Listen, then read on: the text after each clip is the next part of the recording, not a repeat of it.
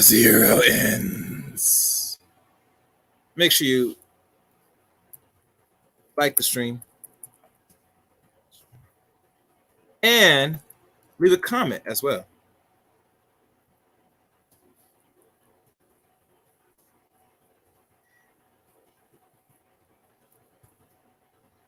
So, as you know, something went down the pipe in regards to what's going on politically. As you know, the title, as is read above, is Student Loan Forgiveness at 10K, or Student Loan Forgiveness at 10K. Oh, this is your ends channel, everybody. If you want to subscribe, you know the deal. You hit the red button and top bell for notifications for the uploads and live streams on Zero Ends channel. And this is, like many things, deals with mostly books, politics, and maybe some other things down the pipe. I don't know. We shall see. We shall see. But before I go into it, if y'all not been following lately what's going on Twitter and the few people that was discussing it, personally, I think some people find that the student loan forgiveness is a good thing. I look at something else. I don't think that what he's doing is going to really solve the issue with student loan. I could be wrong, but nonetheless, this is something to look at. I give you a few more minutes before I start.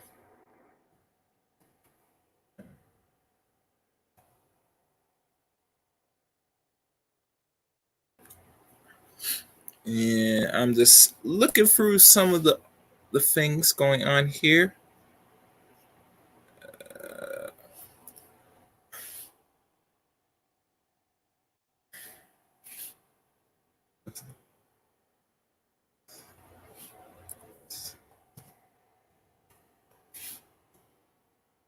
All right. So, so Gary by sell it in. I'm going to go into the article at hand. And one other thing I do want to mention, it's always good that you leave comments. It's always favorite to the algorithm when you leave a comment during every upload or live stream that's being put out here. As you know, like most content, politics and things that's current events, most that goes that reflects and affects the world we're in today, is not always favorable to certain people. But nonetheless, it's something that always has to be a focus and keep an eye on, because when you start paying attention to what's going on behind closed doors, you know certain things that's been put politically that you're not aware of, and either you accept it or not, you can get screwed out here. So I'm just make sure everybody gets the notification and make sure the links are sent out.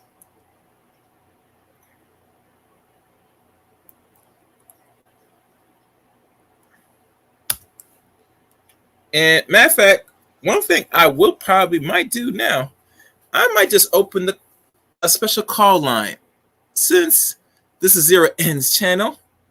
And why not? Why not? Keep it for most people, because as you know, most people want to express their thoughts and opinions.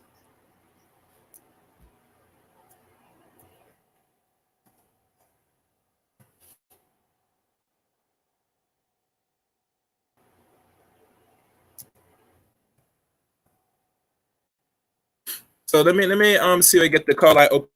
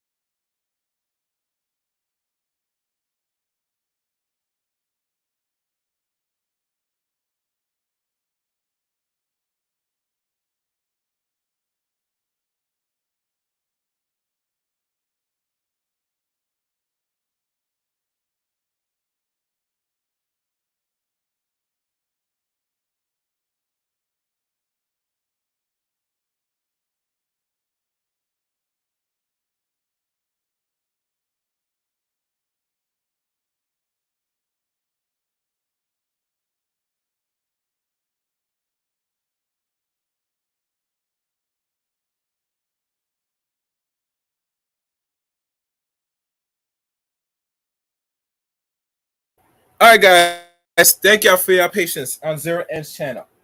Okay. Let me see if I sent any more. Make sure everything is clear, because I'm going to start right now, because it looks like the phone lines is open. I'm going to probably type in the phone lines now for those that choose to call in. I don't think I'm going to be dropping no StreamYard link. Personally, if people want to come up, they're going to have to ask for it in the chat room. If not, I'm going to proceed as calling. So let me give y'all the number now. This is something new I'm exploring, so mind y'all, it is something that, All right, what's the number for this? All right, okay. So let me type it up now for y'all. Where's my oh, matter of fact, I'll put it here. 717. Let me get the number for y'all. 908-1834. 908-1834. 908-1834. And the access code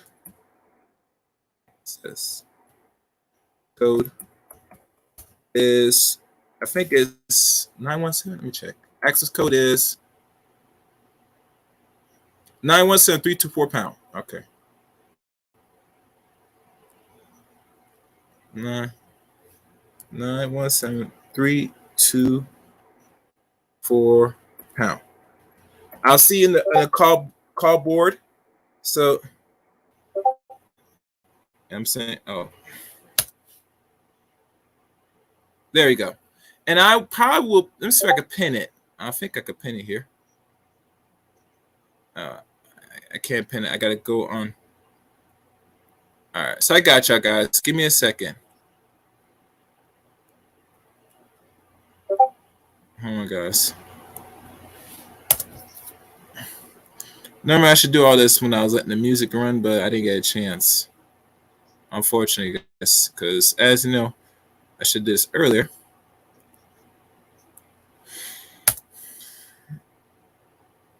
All right, where is? And look like my finger's working. Where is?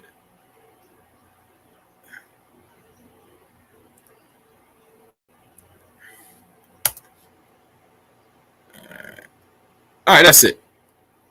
So we could begin, guys. Let's begin. And let's hope this thing don't keep popping up and interfering. All right. The subject. Hold on. Somebody wrote something. Oh, hell no. All right. Let me log out this, because it's gonna get annoying. Yeah, I gotta lock this up because it's gonna be annoying, guys. Y'all don't hear that in the background. Okay, let's begin. Let's share the stream. And before I give you my evidence and my take, I am not too much a proponent of people taking loans to go to school. And here's why. If you did not pay partial while going into community college or going to a four-year university, or you're getting a free ride to college, meaning actual scholarships or going to the military, if you're taking any loan, the loan now in the first half of the first generation of the 21st century, you're going to be always buried in debt, especially student loan debt. I can't name most degrees that if you decide to get it will alleviate you of your debt. I can't tell you the truth or lie if there's any out there. If you take this degree, that this in less than 10 years, you're able to pay off the loan. And the reason why, because I'm not aware of it, and it will hurt you in the long run if you decide to go and hope that this will alleviate your debts in under 10 years, which really most Americans, including black folks, we should not have unnecessary debt unless we're going to business or some other means, personally. So that's where I'm at with it. So no further ado, let's go into this article. Let's share this.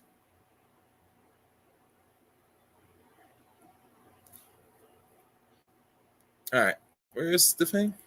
We're gonna look at where is it?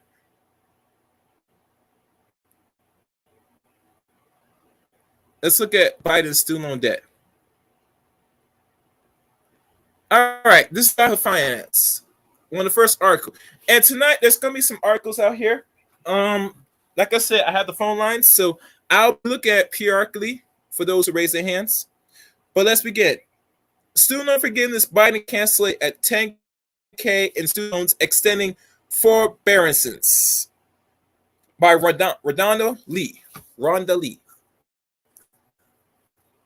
President Joe Biden delivers a win-win for student loan borrowers.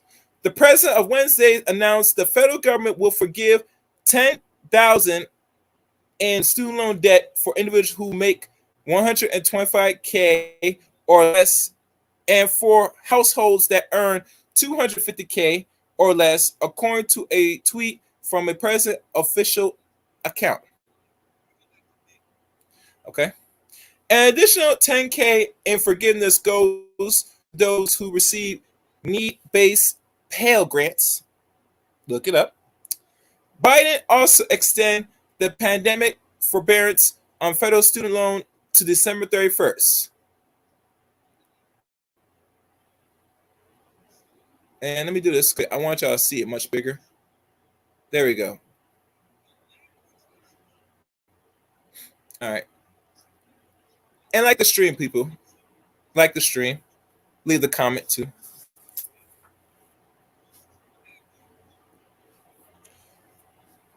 Biden also extends the pandemic forbearance, which I wrote already. Help those who don't make the forgiveness cut or who would still have an outstanding balance after forgiveness. The administration also laid out other steps to reduce the education cost burden for existing and future borrowers. The latest move delivers on Biden's campaign promise for student debt relief and could help up to 43 million borrowers, according to the administration. And there's pictures of the ladies holding student loan debt, mostly Caucasian, as you can see.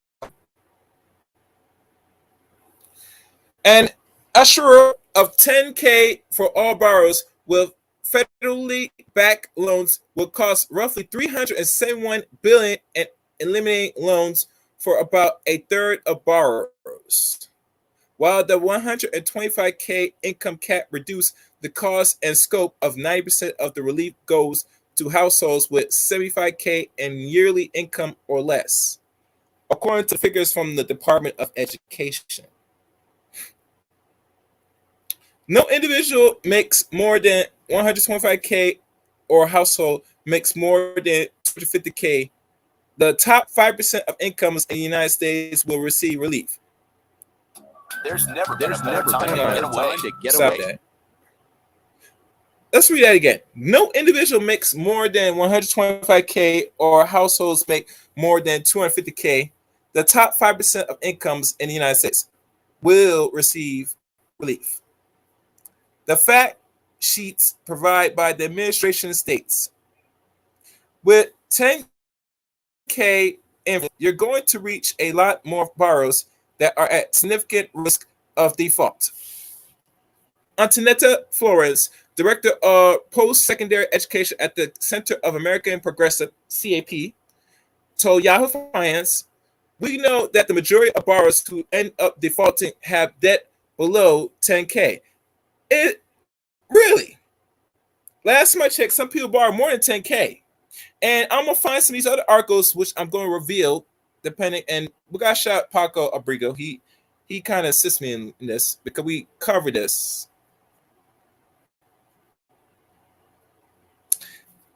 The addition of 10K per Pell Grant receipts also further help the more financially vulnerable, according to the administration fact sheet. Pell Grants recipients account for more than 60% of the borrower's population, and it all come from the family that earns less than 60K a year. The potential of an extra 10K worth of forgiveness for some Pell Grant receipts was unexpected, but it makes sense given that it directly targets low-income borrowers and runs contrary to the narrative that students' loan forgiveness is a handout to the rich. Interesting. And as some have argued, Jacob Channel, senior economist at Student Loan Heroes, said in a statement, outstanding U.S. student debt at 1.7 trillion through quarter of 2020. This word chart here goes straight up, keeps going up.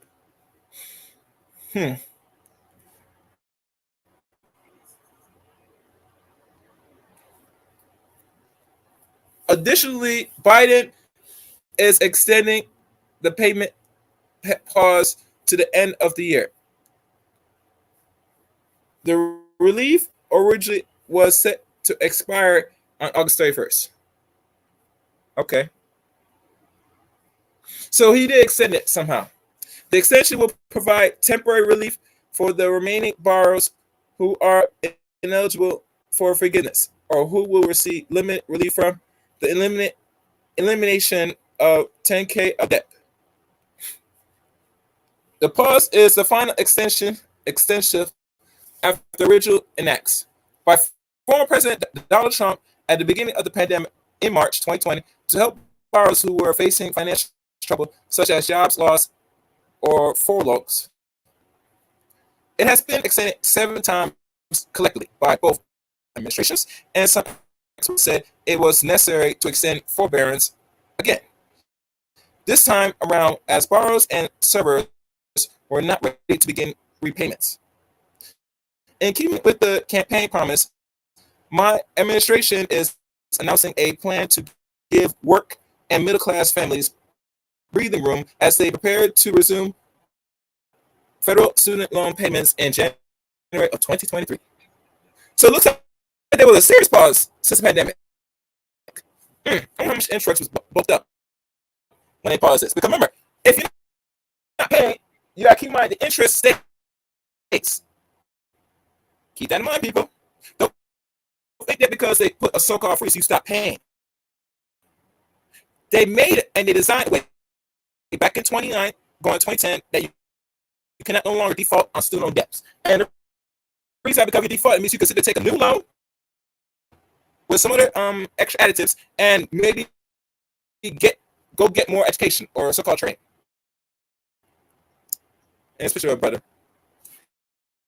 The Education Department is also proposing a rule to cap monthly payments for undergraduate loans at 5% of a borrower and discretionary income, which is half the rate borrowers pay now under most plans.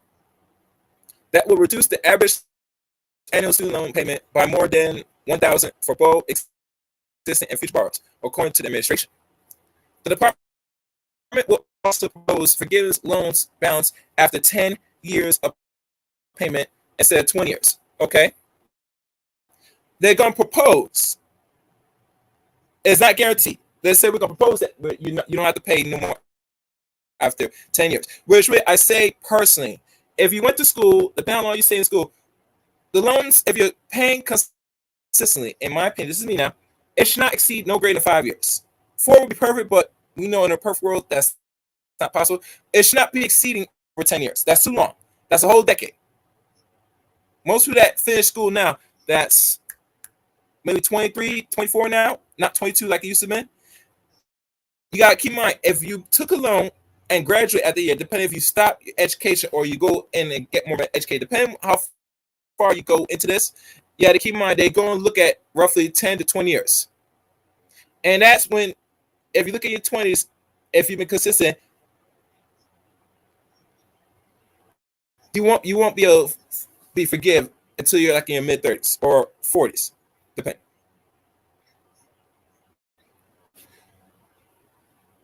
Another move will be to fix the Troubled Public Service Loan Forgiveness PSLF program.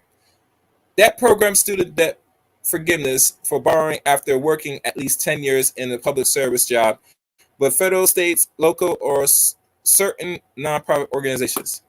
How will forgiveness by administrators? A big concern is how loan forgiveness will be processed and administered. Consider the 125K individuals, including the cap of 250,000 household income cap on their 2020 or 2021 tax return.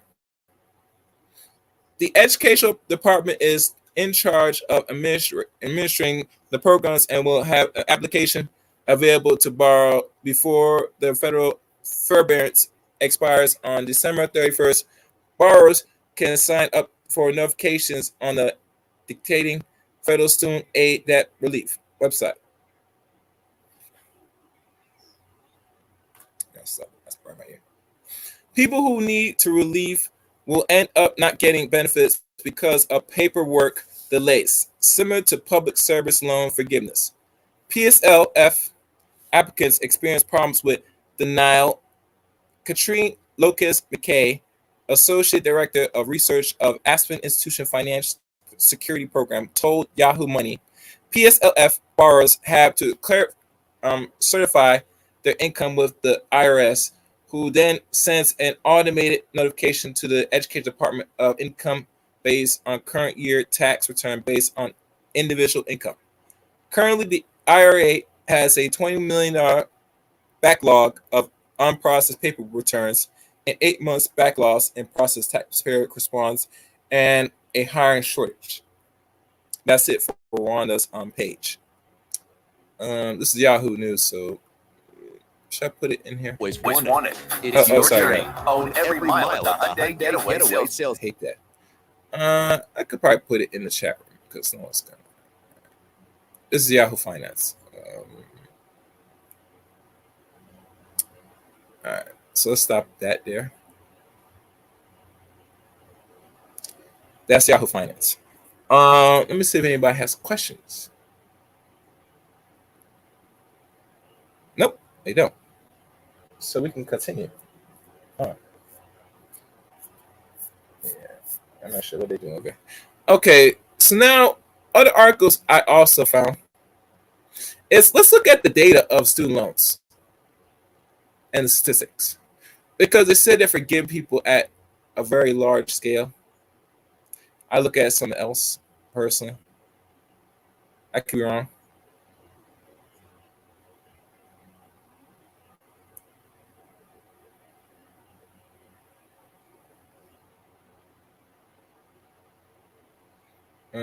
Let me see what's going on here. Okay, so let's look at this.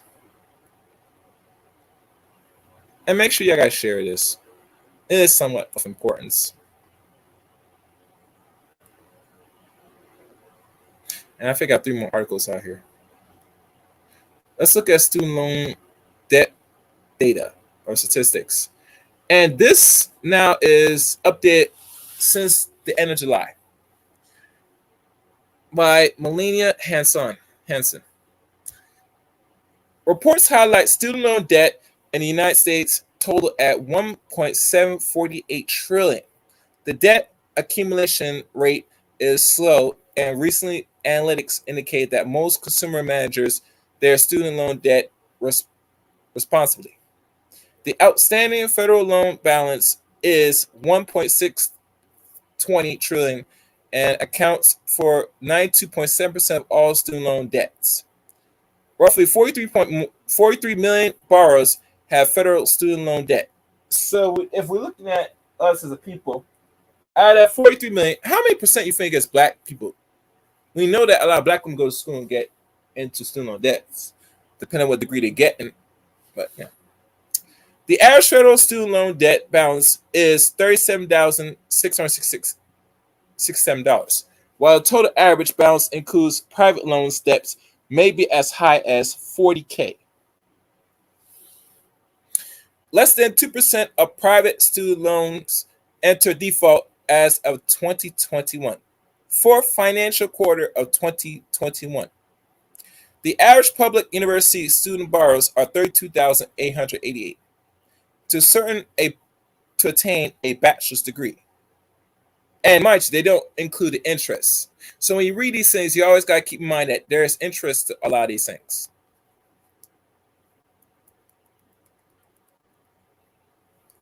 All right, let's keep going. Historical total of national student loan debt in the trillions. Look at that, baby. Look at all that goes up from 2006 to 2021. It has shooted up. And really, if you think about from the last 16 years,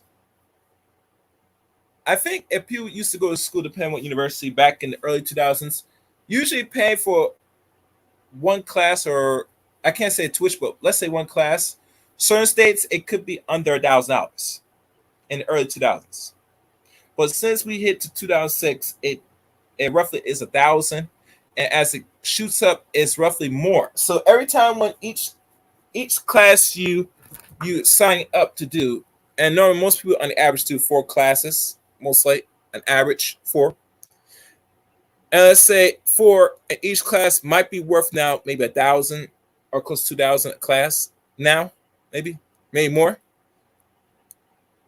You can see it adds up to the national debt, because as tuition goes up, so will the student loan debt goes up as well, people. Student loan debt quarterly from 2022, first quarter. The debt right now is roughly 1.7 trillion. The last quarter, 2021, is 1.73 trillion, roughly 2.34%. Third, second, first quarter, same thing, 1.7 trillion. And as you know, what's the difference you notice? You notice when the first year of 2021 was initiated, it reached a close of a somewhat high of 2.8%. The highest it's been was since the pandemic starting off on the second quarter of 2020. So as we know, as we enter 2020, the yearly over year change was up to 46%, 4.65%, and it slowly starts to decline up to the time we're in now. And I would expect it to drop another few percentage, roughly 1.5% in the final quarter of 2022. 2020 student loan debt statistics. While the total student loan debt balance continues to grow in 2022, its annual growth rate has constantly slowed over the last decade. The total national student loan debt increased from 1.7% in the first financial quarter in 2022, and the lowest rate of increase in 21st century. The quarterly increase from 2021 Q4 to 2022 Q1 was 0.84%. This is 59% lower than the average quarterly increase since the first financial quarter of 2006.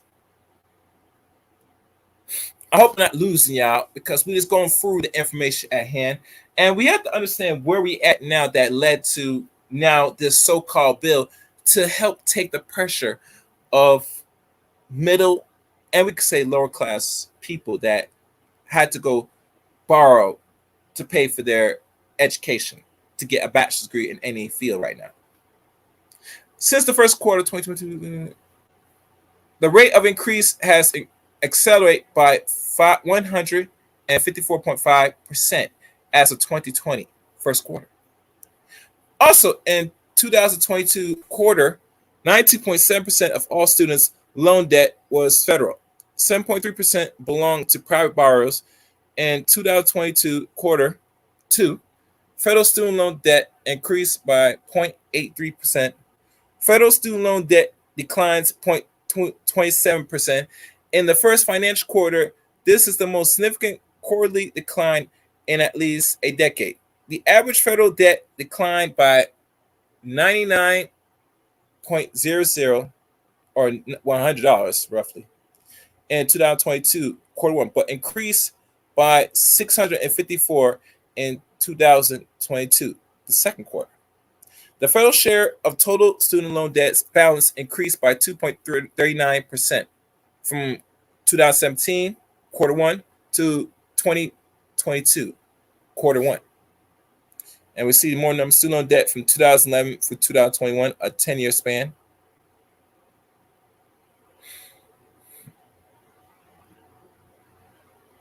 So we were not in the trillions, we were in the high billions up into 2021. Now, here's a nice little notice I've noticed. What y'all know is I said that you cannot no longer default on student loan debt as of 2010. Going on 2021, what if you notice, people? It start to shoot up. Now, mind you, student loan debt was going to always rise anyway.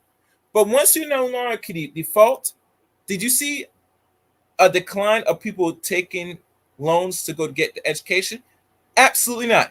Matter of fact, I predicted more people took more student loans and referral and got more degrees and got in more debt, knowing if they were not aware that by law now you cannot default on student loan debt. Imagine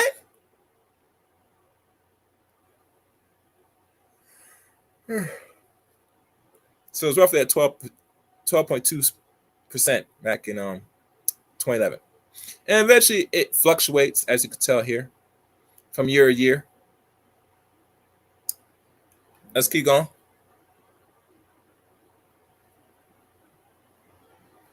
Student loan debt relief statistics. Federal student loan interest is at 0.0% for most federal loans until August 31st, 2022. Okay, so it says there's no interest right now. 55% of Americans support cancellation up to $10,000 per borrower, and federal student loan 47% supports cancellation up to $50,000 per borrower. 32.2% of student borrowers owe $10,000 or less in federal debt, which is 74.2% owe $40,000 or less. 31% of Americans oppose student loan debt cancellation. Now, these are more smart people that oppose cancellation because really, truly, if you're not able to say, okay, I graduate, I was able to find a job, I'm starting to pay and pay consistently without too much late payments. By me going this route, I should be automatically expunged of my debts within under 10 years. Personally. And that's what people should have been pushing as for their Congress, their politicians to push. But you see, people don't understand that if you can't default on student loan debt through bankruptcy and all that stuff, you put yourself at serious high risk. So if you were not aware of this, and I'm telling you right now, this has been placed and is put in full effect for over 12 years, that this is something that American people should be fighting for. I don't see this getting $10,000 or whatever as a win. It should have been much better because what y'all forgot, Biden was the vice president of Barack Obama back in 2009 up to 2016. He was the president. Vice president. So he was there when Barack put in effect of no, you can't default on student loan debt. But y'all don't know that. So I was the same person that was part of the last administration that made it impossible for you to default to now say, I'm going to forgive you. And the forgiveness doesn't look like it equates to where you're actually removed from the debt. Because majority of Americans, I'm sorry, either you're not paying for college. You're not getting a free ride to college. You're going to be borrowing if you're going to play the college game. You're not getting trades. You're not getting certifications. You're going straight to school for 4 or more years and getting a degree. Most likely these are flimsy degrees because if you're not become a doctor, a lawyer, or some form of STEM person, I would say engineer in that same field, but we're going to talk about STEM because STEM is the thing right now. You're not seeing no money where you're really able to pay off any big loan you're taking and you're able to pay off after or before 10 years, after 10 years or more. So you're going to be buried in debt if any degree you take move forward, person. And I don't like to say this, become that bearer of bad news, but most degrees people take today, it's not going to add to for you to pay off the student loan. Now, people should ask zero ends why this is the case. Because a lot of people, rather than prepare for college now, don't see the significance of selecting those degrees that will get them some more money or to make some more money. They're not doing that, personally. Anyway, let's keep going. Among those identify themselves as liberals, 78% support student loan forgiveness. Okay. Among those identified as conservatives, 39% support student loan forgiveness. Those who strongly support up to 10K student loan forgiveness are 28% more likely to be female than male. And it should be, because women are in colleges. They're in these universities. A lot of men are in universities, but not in the mass like women are. So a person that's be more proponent them of loans would be women, females, because they're here getting these degrees. Now, what quality degrees they're getting? I'll be honest with you, they're not the degrees that really is going to pay anything, personally, in my opinion. Knowing that the government has made ways and some grants are trying to push women into certain other fields. And I'm going to say this personally. If you notice why your institutions are pushing the opposite sex in a certain way, and I'll tell you why I do, because they're cheaper labor. If they're not pushing us into all across boards, males and females, to get certain degrees that's in demand, that is needed, it tells you by default they're going to select the what they consider lesser vessels, or the sort of weaker vessels that they want to lay out here to do the same work for less. And that's just the honest truth. Because STEM and all that stuff, you do make money, but are they paying what your worth is? And the answer is, if you get it as a woman, most likely no. Because whatever they're paying a man, regardless of his social economics or his social background, he's going to probably make more in that field than you. So obviously they're pushing you. They want to get that same outcome, that same labor for very cheap and less. And that's how I see it. Well, let's keep going. All right. Those who strongly support up to 10K student loan forgiveness is, like I said, female than male. Yep. 56% of those who strongly support student loan forgiveness make less than 50K annually. 14.3% make over 100K. Not that great. In May of 2020, 9% of borrowers who attended public institutions were behind on their student loan payments. Ouch. 7% borrowers who attended private, nonprofit institutions, and 24% of borrowers who attended private for nonprofit schools were behind on their loan payments. By July of 11.2% of adults with student loan debt reports they were unable to make at least one student loan payment that year to date. Okay. In early 2020, 75.3% of private students' loans were in repayments, while 20% were in the deferments. While many private lenders offer suspension in payments of up to 3 months, few, if any, defer interest. Let's let that sit in.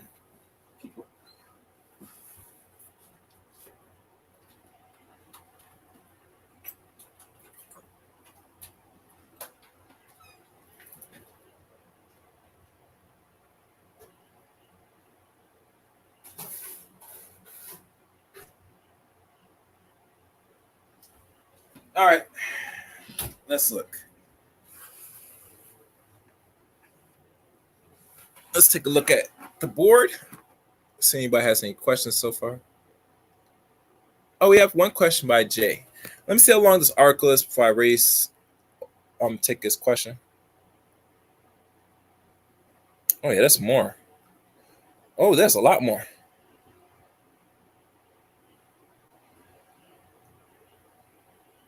All right, I'm gonna take your call in a second, bro. Let me go through this quickly because there's still some more here. All right, federal student loan debt freeze introduced between the second and third financial quarter of 2020. The CARE Act offers student loan debt relief that affects an estimated 35 million borrowers. Between 2020, second, and third financial quarter, the amount of student loan debt and repayments decreased 82%, while student debt and forbearance increased by 375%.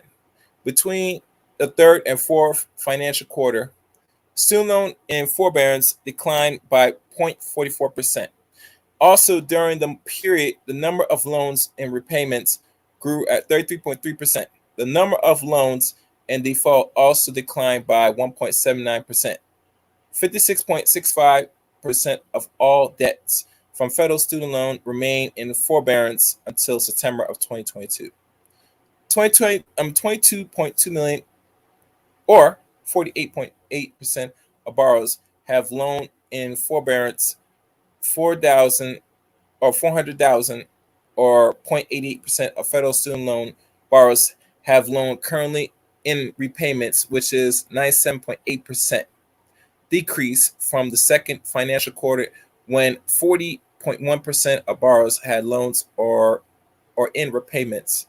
8% of student loan debt balance belong to students who are still in school. 2.81% of total federal student loan debt is a grace period. 7.8% of federal debt is in default loans. Here are the numbers.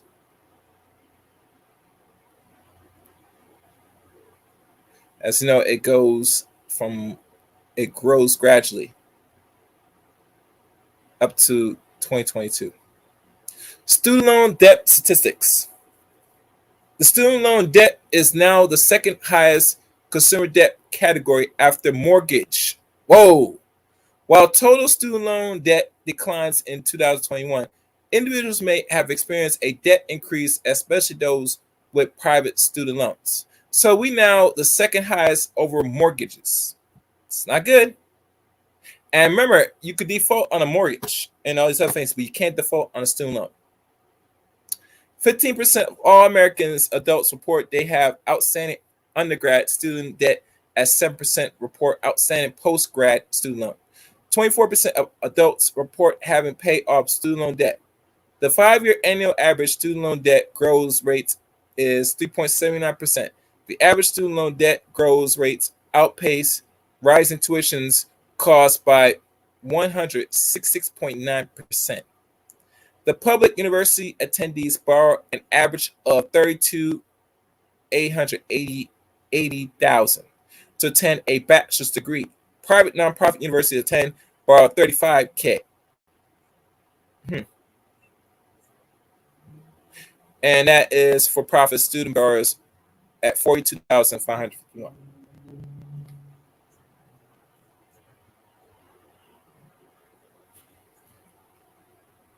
In a single year, 31.8% of undergrad students accept federal loans.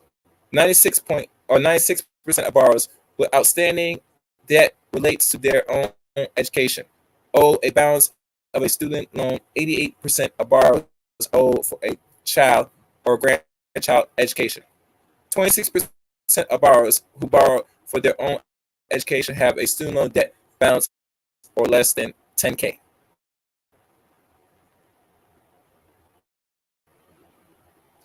And look at the numbers. Before we continue, let me just look what's going on here.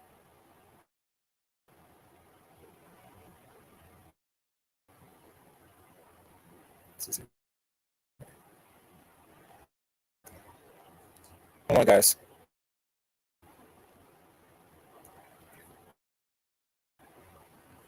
I'm just checking something.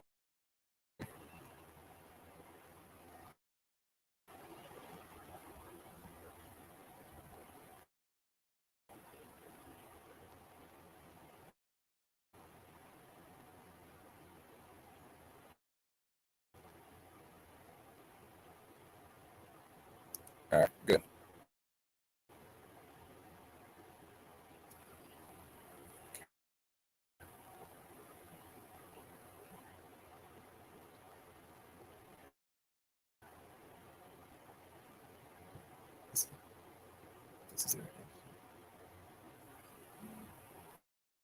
Okay, guys. Let me keep going.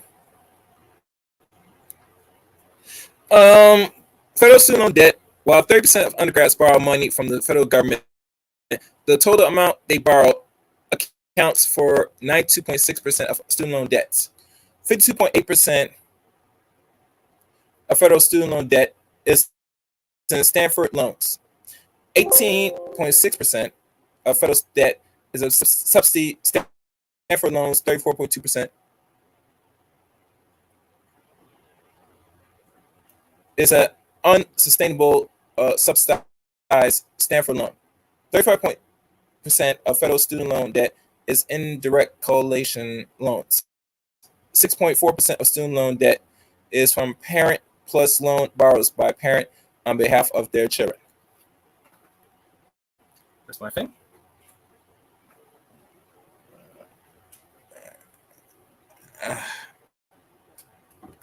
Okay, where am I? 5% of student loan debt is from grad plus loan going to graduation of professional students. 0.4% of student loan debt is from Perkin loans. The federal government loan an annual total of $83.68 billion of all post-secondary students, including graduates and professional students. 30% of undergrad student borrows federal loans. 66% of grad students borrow federal loans. The student loan debt as percentage of gross domestic product, you see the jump from 2007 and it slowly dips up to 2021.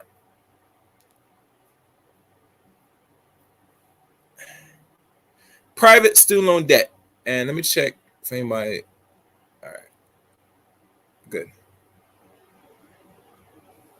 Private loans borrowing constitute 8.4% of the outstanding student loan debt.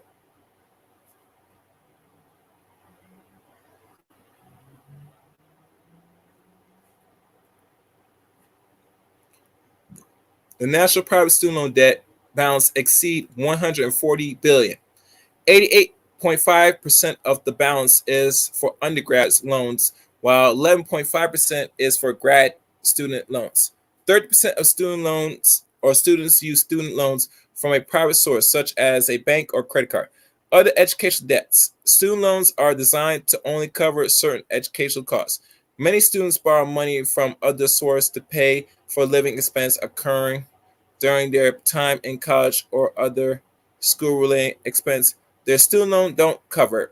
24% of in-debt student borrowers had debt related to their education besides student loan debts.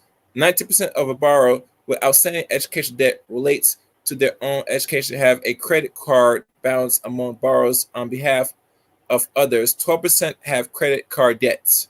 4% of in-debt borrowers use a home equity loan to pay for their own education.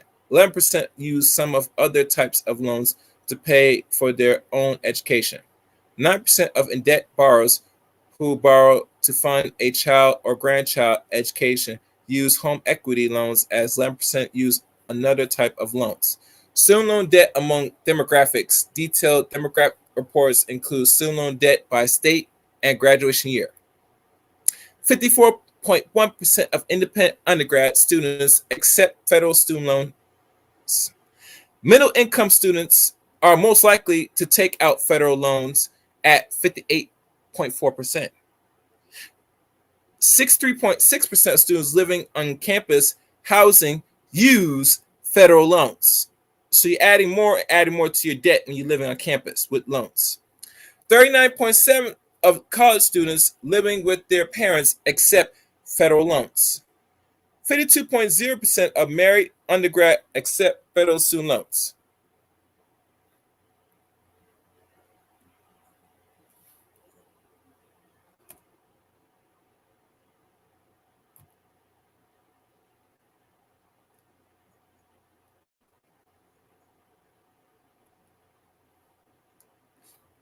Oh, my fault, guys. Hold on.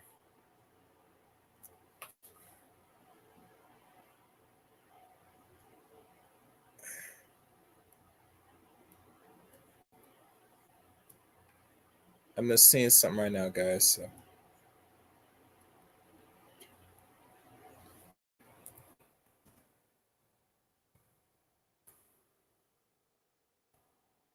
right, let's keep going, guys. Let's keep going.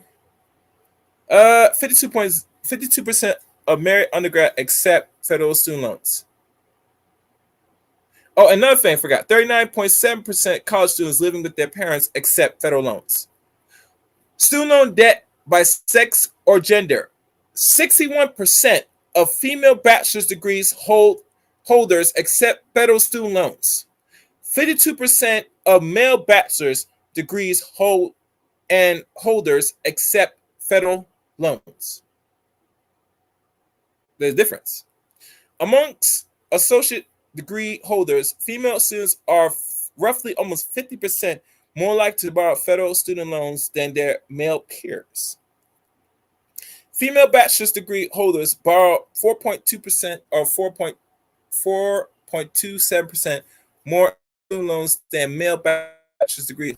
Female associate's degrees borrow 24.9% more student loans than their male counterparts. Going down. Now we're going to get into the ethnicity of things.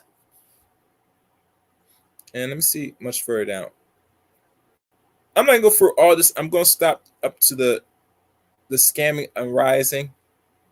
So, student loan debt by race or ethnicity. Among bachelor's degrees holders, Black or African American students are the most likely to borrow federal loans at 76.1%. White or Caucasian post-secondary students are the most likely to receive private loans, with 7.1% borrow privately.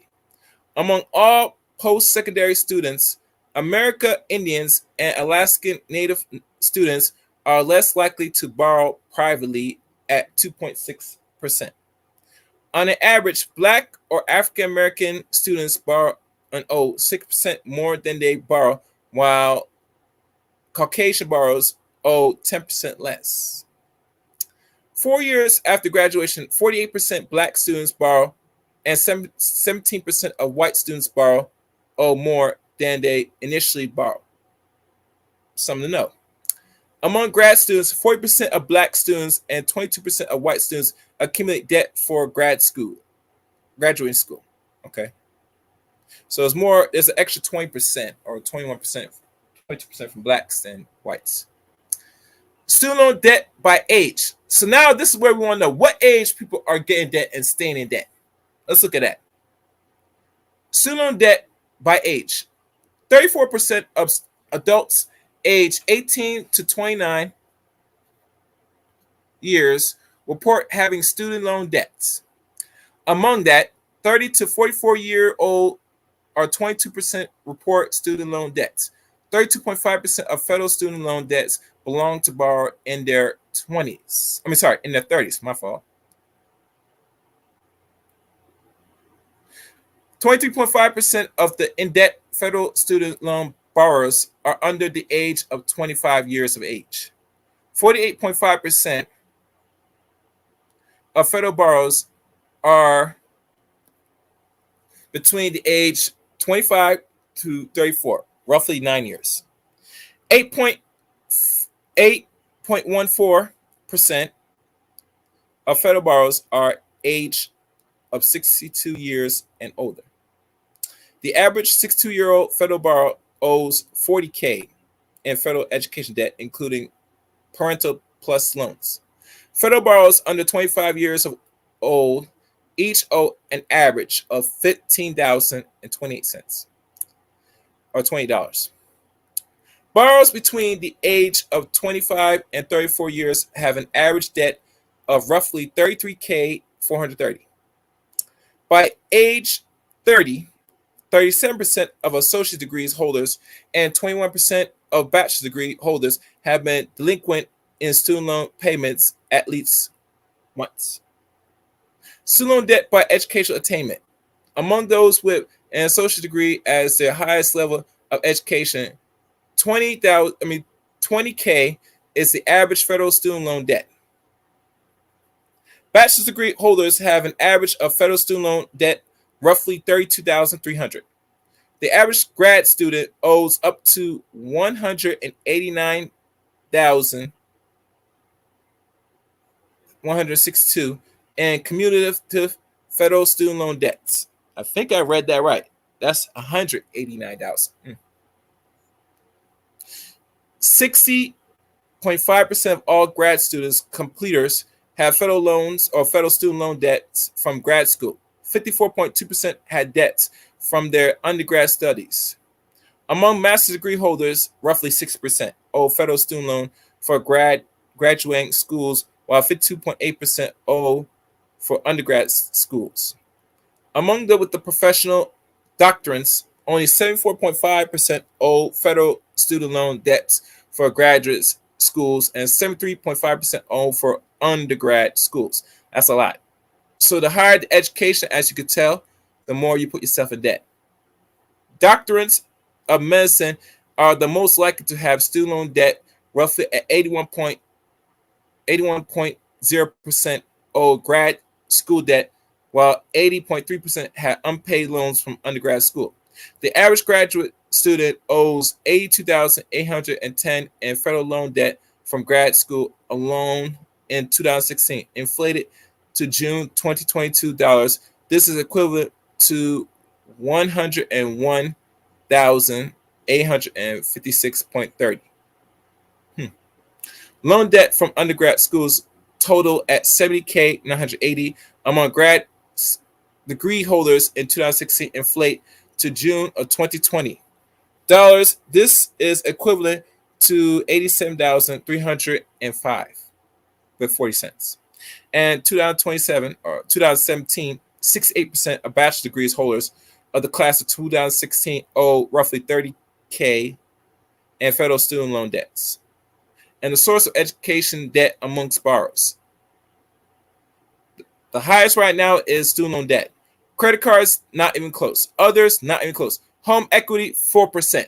And why? Because now it's hard to own a house, depending on your credit score and all that nonsense.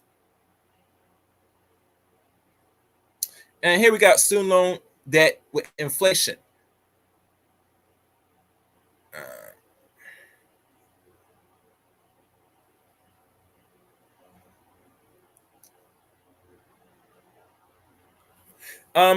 Let me give the number for the call-in line now, because I'm going to start opening the line.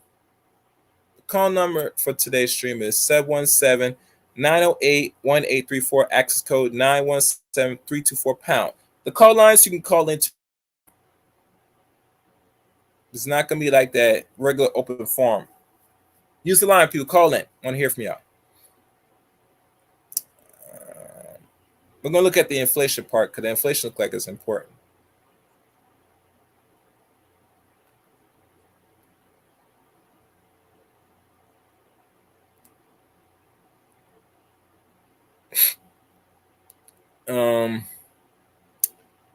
Wait, what's this here? I'm just looking at this now, guys.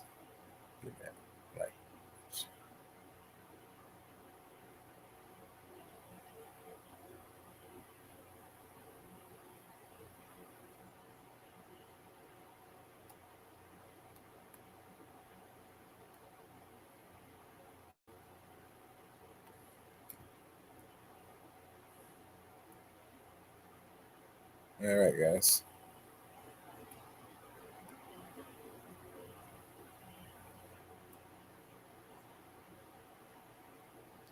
All right. While the student loan debt balance has increased fairly consistently, the rate of increase has been in decline for years. Some of this is likely due to the fewer students, each borrowing smaller amounts. In 1995, the total federal student loan balance was $187 billion, or 11.5% of the current balance.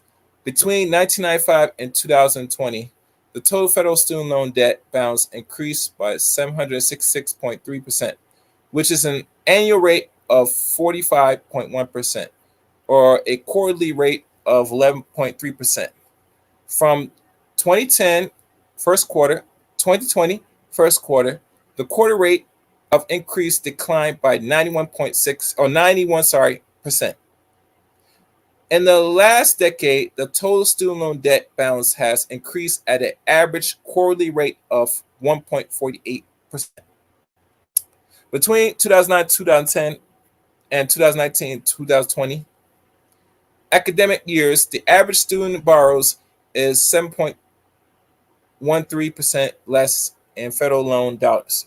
After adjusting for inflation, the average student borrow was 21.5% less in federal loans dollars in the 2019 to 2020 academic year compared in 2009 and 2010, roughly a decade ago of this time frame, as you can tell here. And here's the student loan forgiveness statistics. Oh, wow. Student loan forgiveness statistics. The student or the process of student loan forgiveness appears to be muddled by ambiguous process and errors. Borrowers are often unaware of actual being eligible for student loan forgiveness.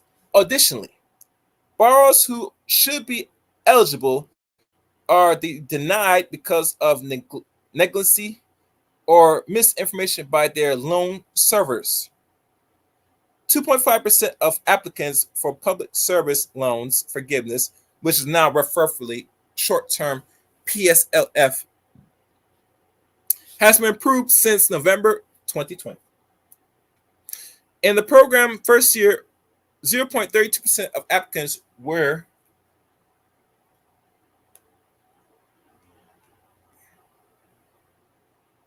approved.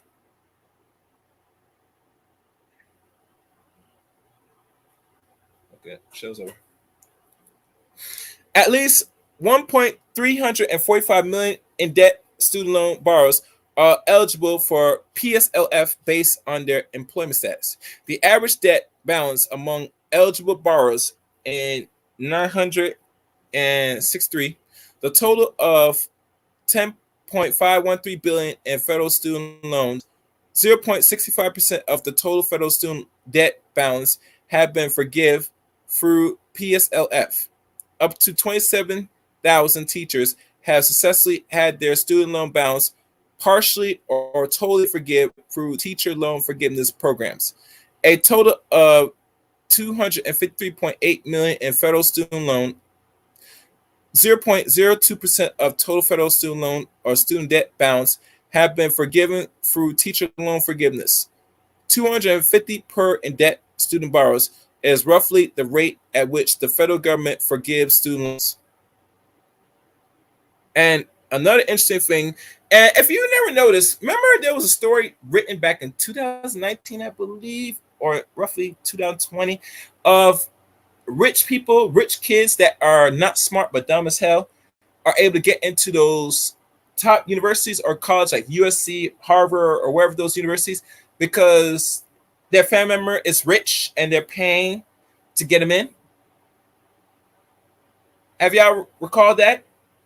And remember, there was content covered on that about the scam of universities and schools, a scam. Let's go into this report. In late 2020, media outlets began reporting increased complaints about student loan debt scams. Such reports are not uncommon during the desperate times. Read what they call carpetbagger. As long as there is a student debt crisis, the scam will continue. Common scams include promise of debt forgiveness, as well as bogus refinancing and consolidations offers that include excessive upfront fees. See our special report on student loan refinance to find out how to legitimize refinance your student loan debt with no additional fees. The U.S. Department of Education warns that they will never ask you for your FSA ID password. Your FSA ID is like an electronic signature which you use to sign legally binding documents electronically. Never give your FSA ID password to anyone or allow anyone to create an FSA ID for you. If you suspect and have been scammed, complete the following steps. And these are steps here which, I give you the link for this article. And there's intellectual institutional dishonesty. And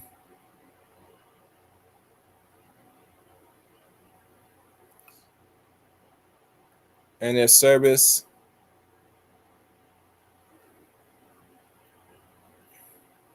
All right, that's it for this article. I mean, I've gone through enough.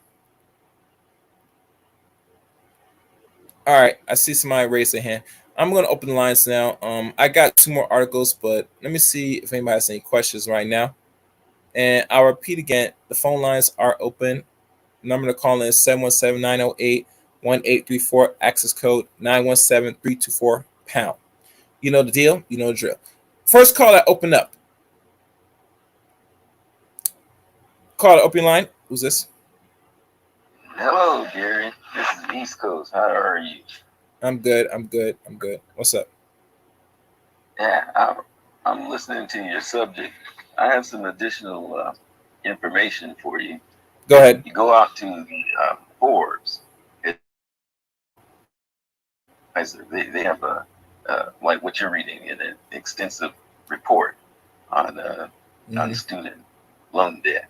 Mm-hmm. And one thing I found interesting was that they had this category: borrowers between 25 and 34 carry 500 in federal loans. So that's the majority of the group for the $10,000, between $10,000 and $40,000. And then they had the age group of 35 to 49. They're holding 620 billion in student loan bills. And then the older people from 62 and older, they owed 98 billion. So that's kind of interesting. That looking at I didn't know that the 25 to 34-year-olds carried the biggest burden of the debt. So that's kind of interesting to know. And another issue, Gary, they were talking about the Pell Grants. Okay.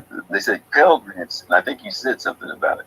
Pell Grants carried people through college, like paid for 80%, and then they just kept going down, and then that's how the student debt loan that's a part of the problem. So you have to look at what happened to the Pell Grants. That would be interesting to know. We were just have to do a little research on it and look at and see what happened during what administration, because if there was that much of a reduction, that meant that it wasn't funded like it was in the past. So when people went to college back in the 70s, they had grants that basically paid all the way. Gary, do you know there are states? I don't know how many, but I know there's one state. You can go to junior college. They combine when you file for federal funds. When you do that FSA, I guess FASA. When you apply for that, they have a G3 program. And for community college, a young person can go to school for free for the junior college. That's 2 years. Now, what if states would adopt something like that? And so you look at this, Gary, in its economics. If I heard a number given for the category of people, because they limited it to 125,000. So you can't make more than 125,000. I think it depends. It depends between $125 to $250 in households. So they kind of bounce around with the numbers. Oh yeah, household. I'm looking at the single. Right. You're correct. So the 125 would just be a single person. Of course, they would combine it, but with that, there's a group of people making probably between 80,000 and I would say 40. There's a group of people in there, and they're paying on these loans maybe 500, 400. I would say between $400 and $600 a month.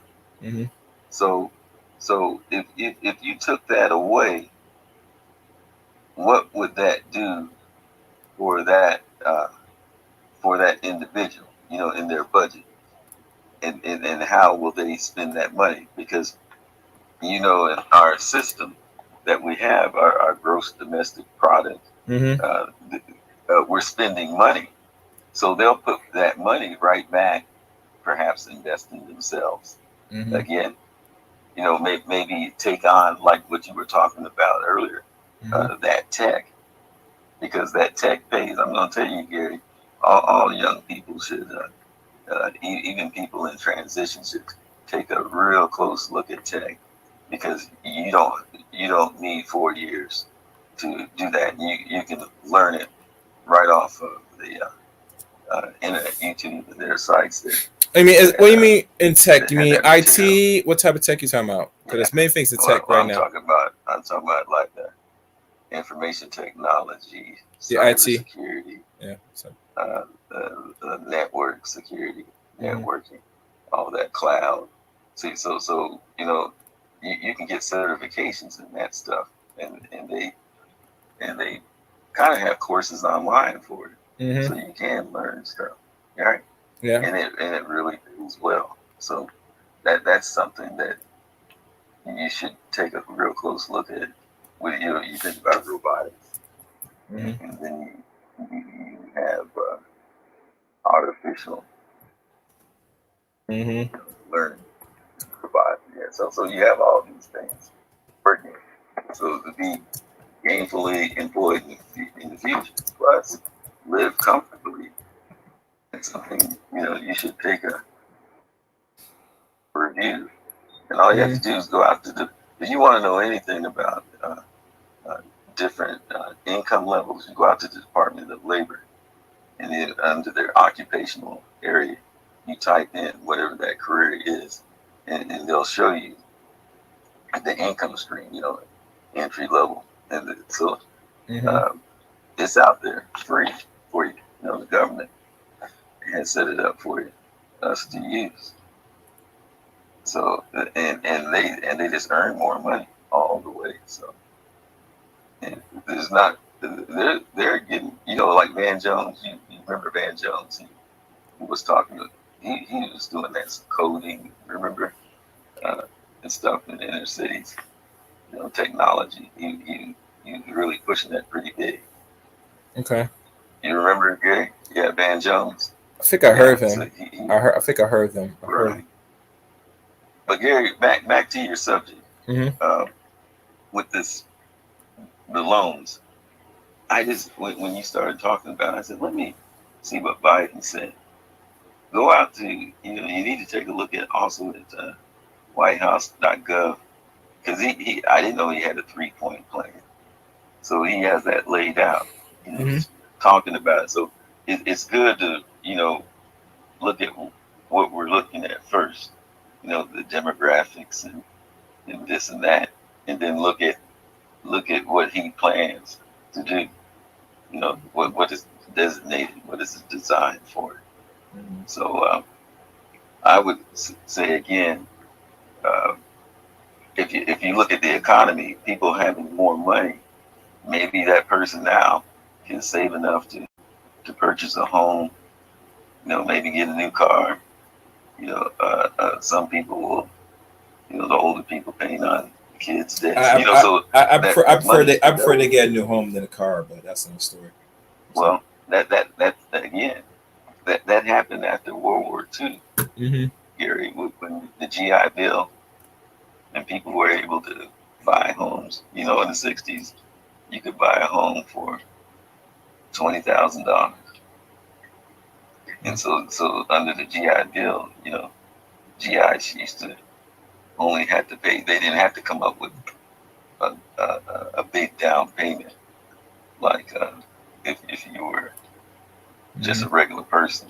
They had some kind of a fee they paid, and the federal government guarantees the loan. And so you have a generation of people that, and I heard this put together. I said, this makes sense, but you had to look at black people. The black soldiers weren't able to participate in that back then. Nor did they get a chance to participate in the GI Bill. So I kind of look at this. I said, this debt forgiveness Mm-hmm. is like the a mini battle on reparation. The slave children are getting a little bit back. Mm-hmm. Yeah. So think about our government. When's the last time our government has done something like this? We fund how many $1 billion we just signed off the other day for Ukraine for more weapons. Gave a lot. Yeah. But in this instance, our government gave back, Hmm. which is I remember the stimulus checks. So they did the stimulus checks. Mm-hmm. Hmm.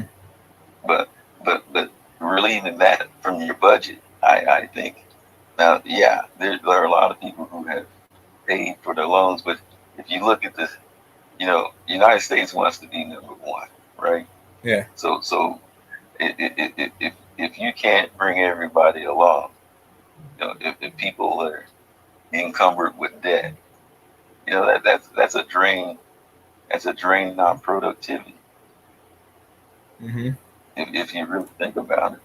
Mm-hmm.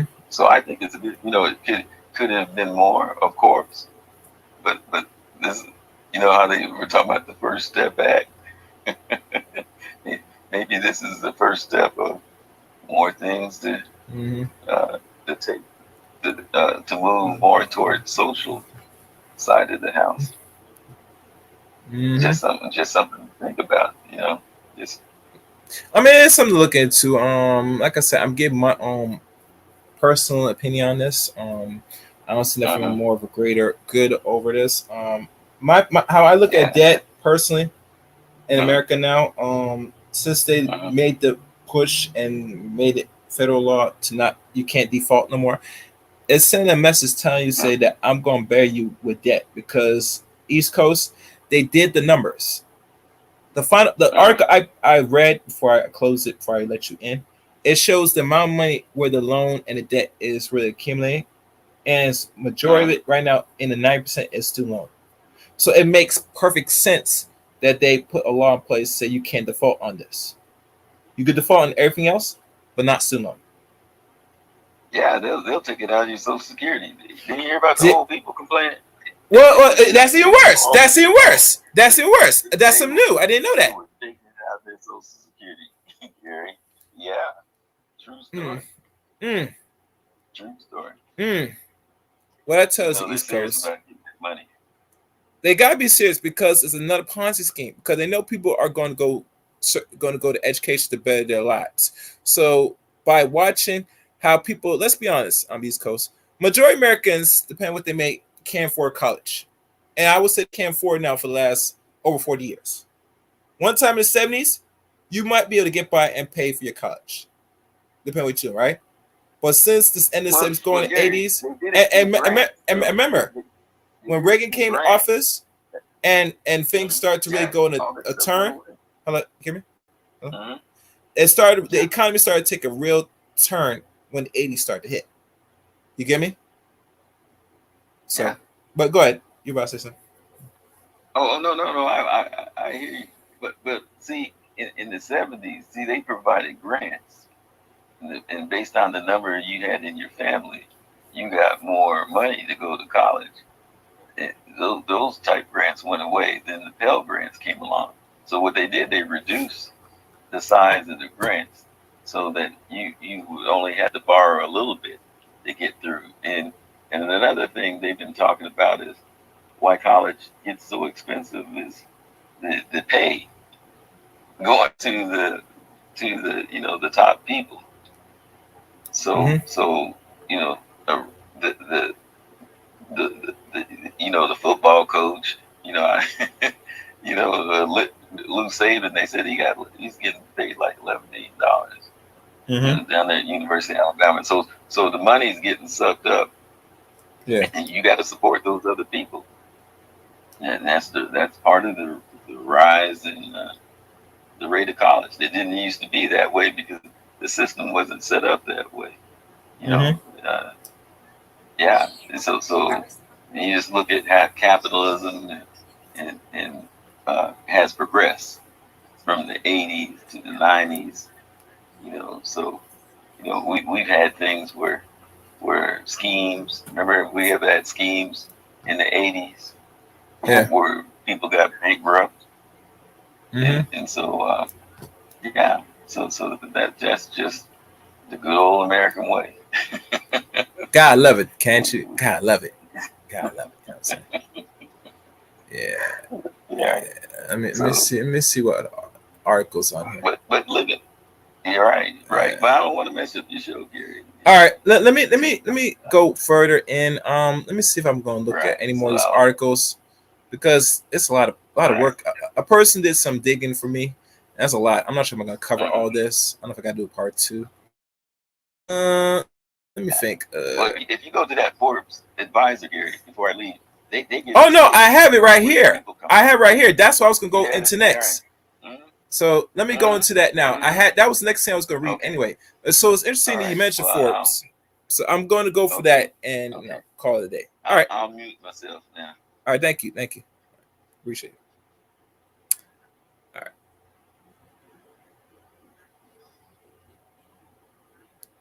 Okay. Let me see if everything's working. Okay. All right, guys. I'm probably going to go for one more nice little article. The rest of this articles, I'm not sure if I should add them all together. It's a lot of information. Probably not, because I'm gonna be pushing for time anyway. So I'm gonna go to one more article and I'll be it. We're gonna look into this one with the Forbes.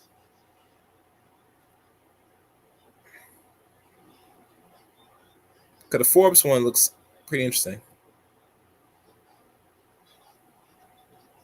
Where is it? All right, here it is. Last article. This is the 2022 student loan debt statistics, average student loan debt, by the Forbes advisors. The cost of college has steadily increased over the last 30 years, since the 90s.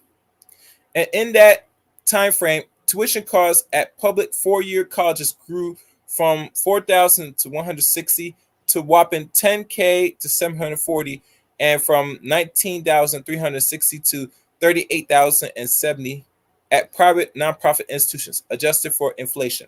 As the costs have risen and has the need for student loans and other forms of financial aid, today more than half of students leave school with debt.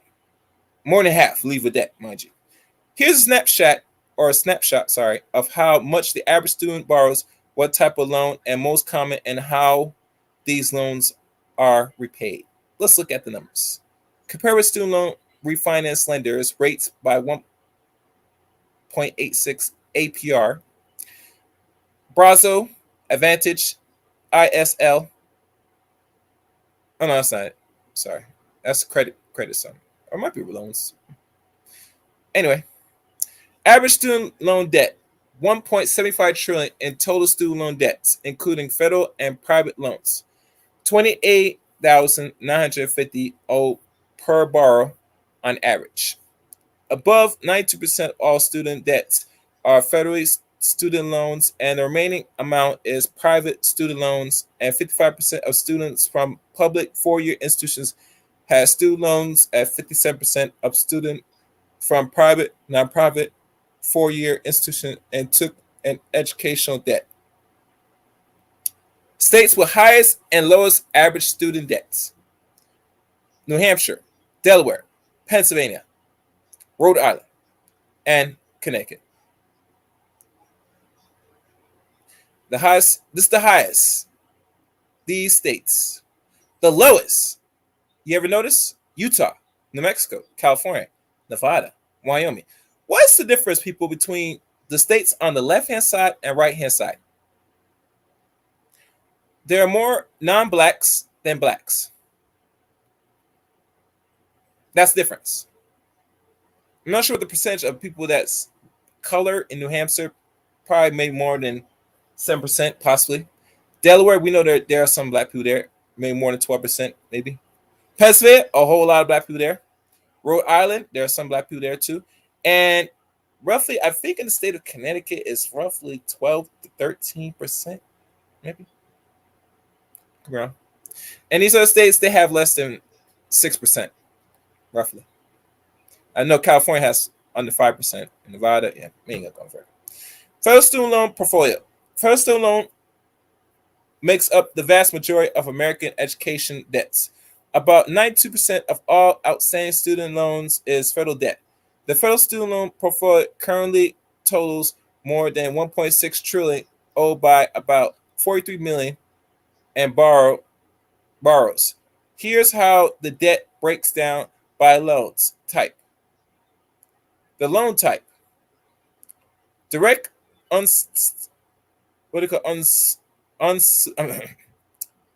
subsidies. Amount owed: 564 billion. Number of borrowers: 0.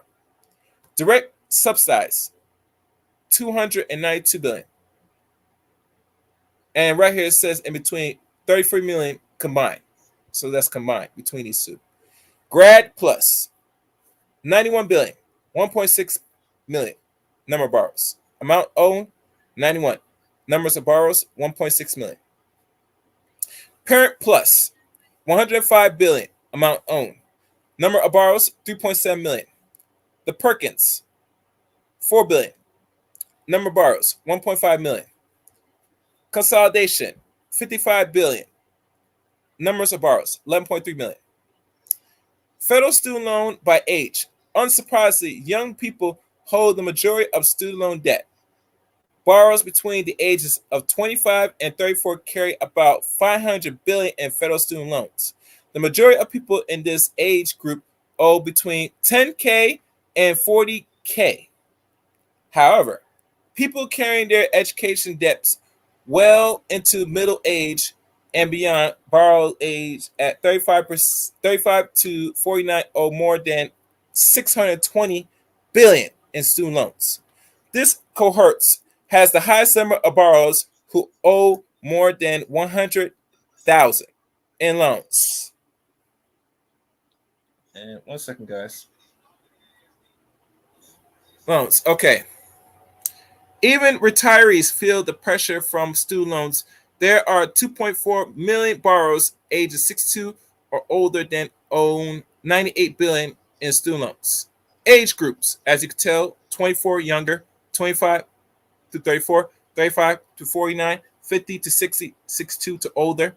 The amount owed across: 110 billion for people that's 24 and younger. Number of borrowers: 7.6 million. 25 and up: 500 billion. 14.9 million in numbers borrowers. 35 to 49, 622 billion. Amount owed: 14.4 million number borrowers. It starts to decrease as you get older.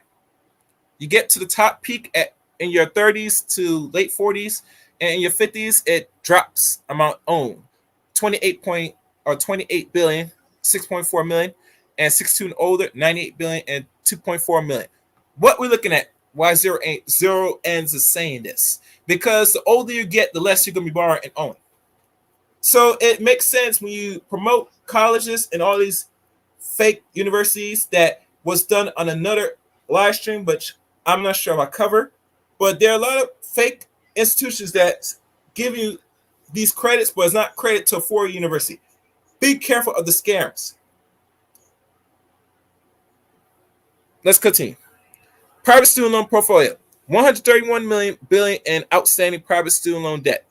Only 7.6% of all education debts come from private student loans. 89% of private loans are owned for undergrad degrees. 11% are owned for grad schools. 92% of undergrad private loans are co-signed. 66% of grads private loan require a co-signer. Essentially, all private loans are 99.9% require school certification process where the school confirms the borrower's student status and costs of attendees.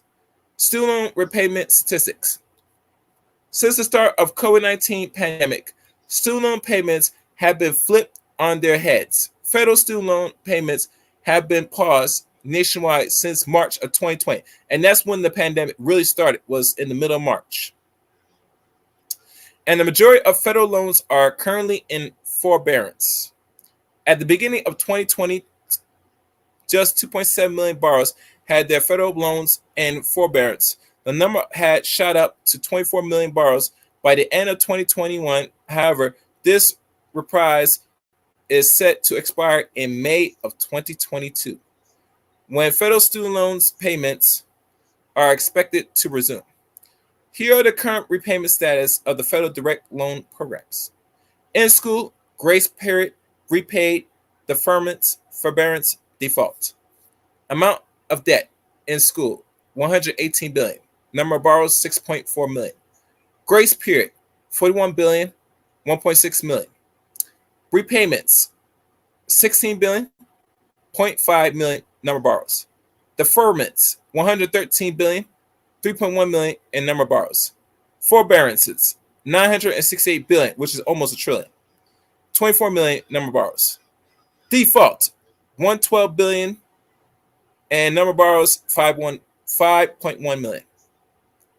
The private student loans, on the other hand, received no widespread forbearance options during the pandemic. The majority of private student debts is actively in repayments.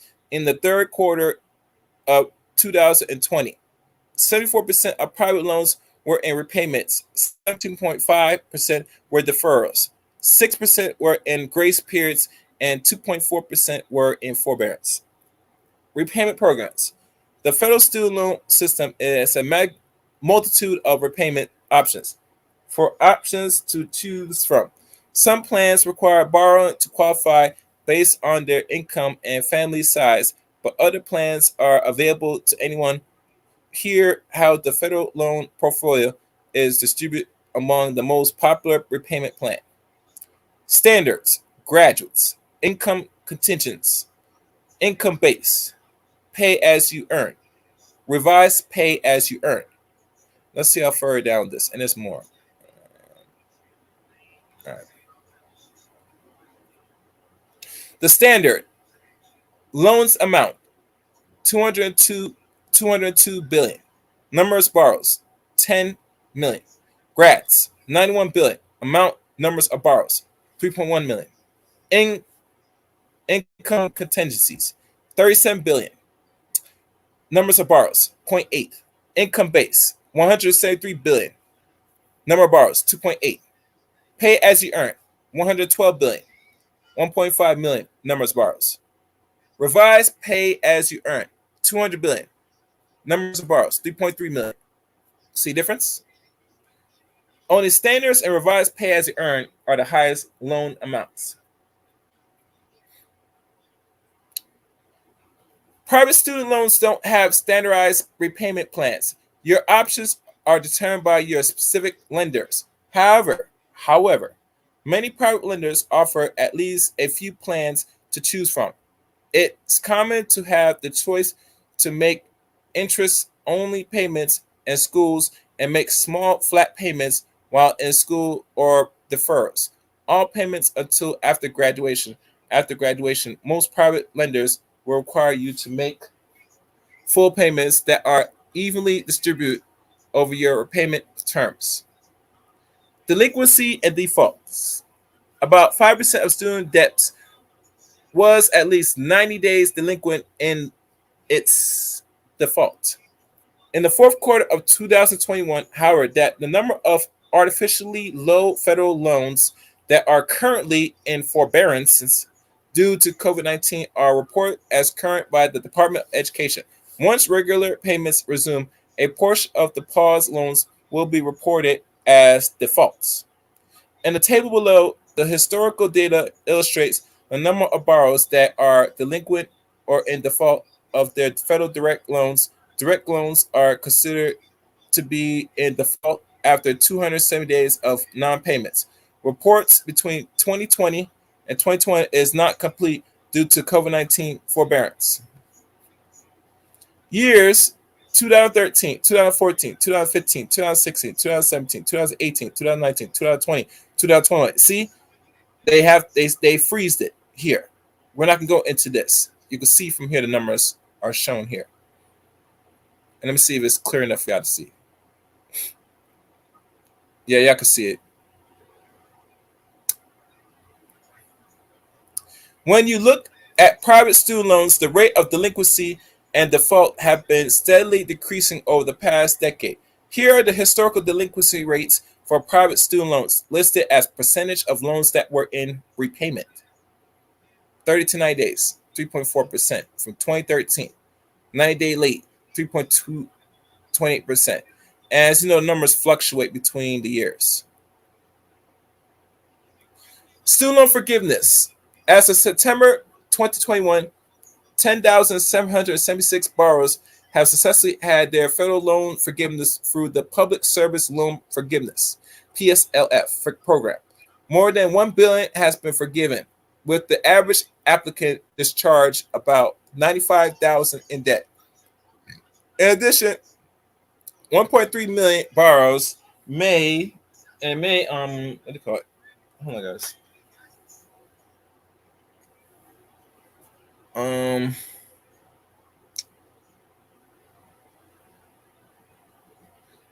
May be eligible for the PSLF and future representing about $132 billion in debt.